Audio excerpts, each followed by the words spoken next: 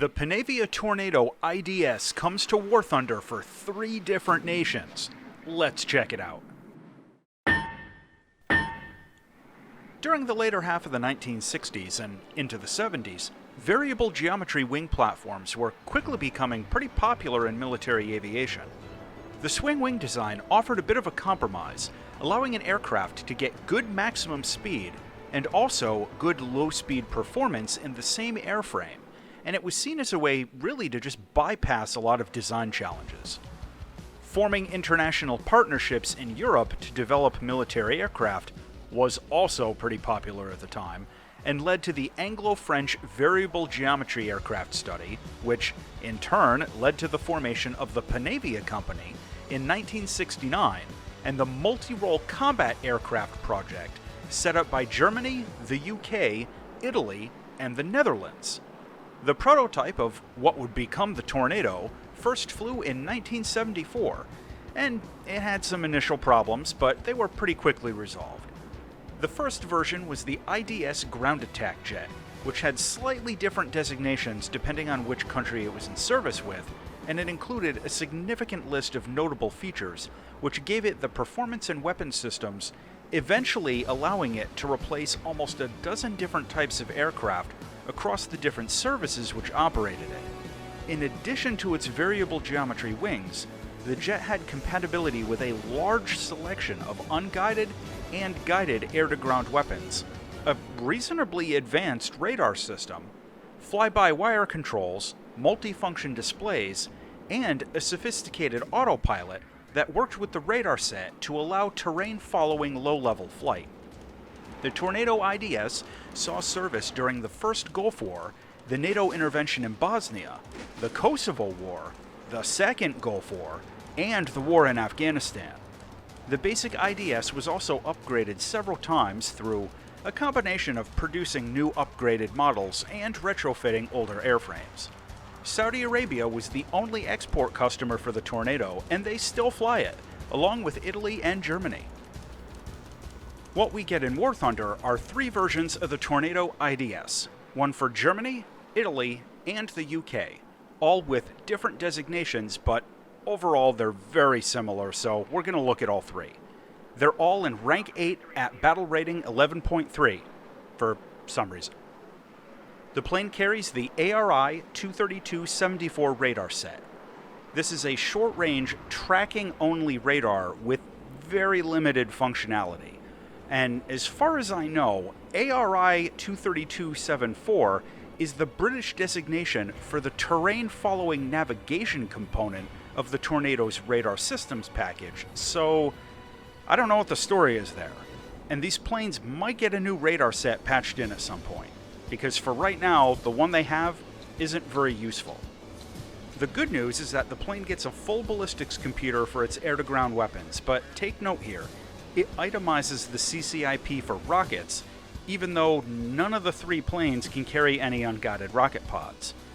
If I'm being honest, I think the Tornado IDS was kind of rushed out the door, and please forgive me for this disclaimer, it's the first time I've said this in any of these reviews, but I think some of these systems are probably going to get patched sometime in the next month or two, because this plane just feels like it wasn't ready. Anyway, all 3 have roughly equivalent loadouts, with the British GR1 getting 2 types of dumb bombs instead of just 1. They can all carry a laser targeting pod that enables fitting out laser-guided bombs, and it also provides thermal sights as well as an auto tracker, so that's not bad. A noteworthy tidbit is that the countermeasure pods are itemized as a loadout option, not built into the fuselage, so don't leave them at home. For air-to-air weapons, the Tornado carries the AIM-9L, 2 of them out on the wings. These are the best sidewinders in the game and provide all-aspect targeting and reasonably good range. You'll get hits with this that you don't expect to connect, and getting the 9L significantly increases the usefulness of this plane. More on that later. For air-to-ground weapons, you can take laser-guided bombs, 1 big one, or up to 4 smaller ones. My personal preference is usually for the big one, the Paveway 3, as it's an enormous bomb and it can take out multiple targets if you're lucky enough to land one of these things in a cluster of tanks that are like capturing a point or something like that. The smaller bombs, the Mark 13s and the Paveway 2s, are generally going to need a direct hit in order to score a kill. The flight performance of the Tornado IDS has some major shortcomings, at least for battle rating 11.3. The German version has slightly better engines and slightly better overall performance, but generally speaking, all three have the same fundamental limitations.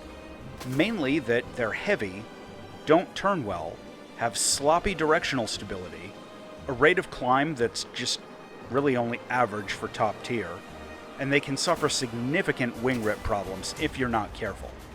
Oh, and the air brakes are almost useless despite their huge size. The plane has combat flaps, but they're only available if the wings are unswept, and when the wings are manually fully unswept enough to use the combat flaps, they rip very easily from either high speeds or G-loading. While manually controlling the wing sweep is possible, for this plane, I suggest leaving it on automatic like 99% of the time, if for no other reason than to avoid the wing rip problems while trying, and probably failing, to turn at medium speeds. Speaking of turning, the Tornado IDS likes to fly in a straight line. The overall flight performance of this plane reminds me most of the F-104, but with a lower maximum speed.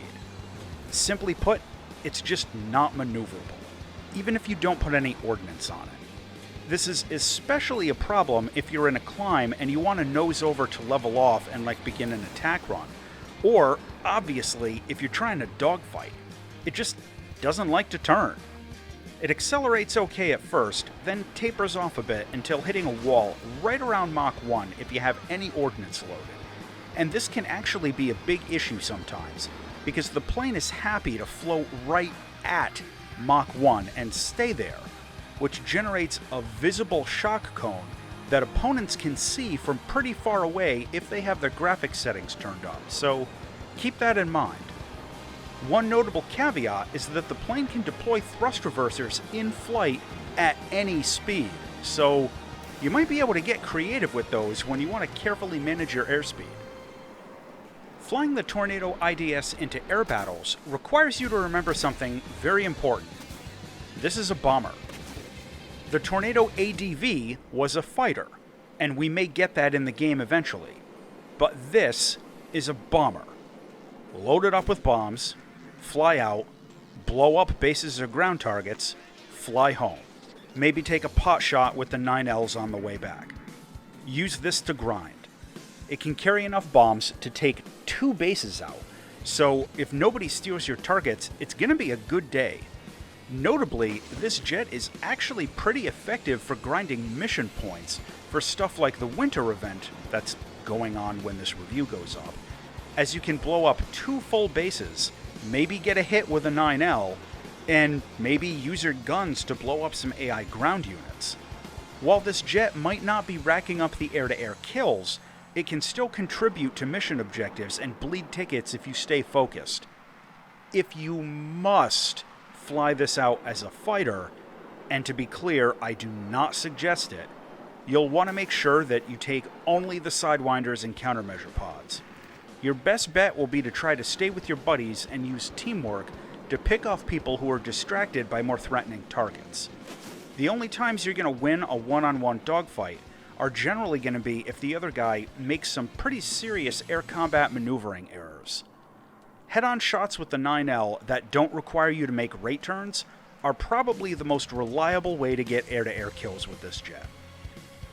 In ground battles, the Tornado IDS works great as close air support. Kind of. For Germany and the UK, there are already better cast jets lower in the tech tree, but for Italy, this is the best you can get, and it's not bad. Its main limitation is going to be the low quantity of the larger laser-guided bombs, at least compared to some other jets. But it can still be very effective, and I think it's pretty clear that flying out in a tank lineup is genuinely a good use case for this plane, again, especially for Italy. Generally, you're going to want to do the usual high-tier CAS stuff. Fly up crazy high, use the targeting pod, and dump your bombs. You can also load up on dump bombs and just carpet bomb with the CCIP if you want, so keep that in the back of your mind if you've got the spawn points. Visually, I'm not a huge fan of this version of the Tornado. The nose just looks short and tapered. I don't really know how to explain it. But I will admit that I really enjoy watching the wing pylons rotate with the wing sweep. That's just some awesome engineering. None of the 3 versions get any paint jobs that are particularly interesting, but none of them are bad either. Landing the Tornado isn't hard, but you should practice a couple of times. It can drop gear at almost 500 kilometers an hour, which is great, and it can drop landing flaps at 400, which is also great.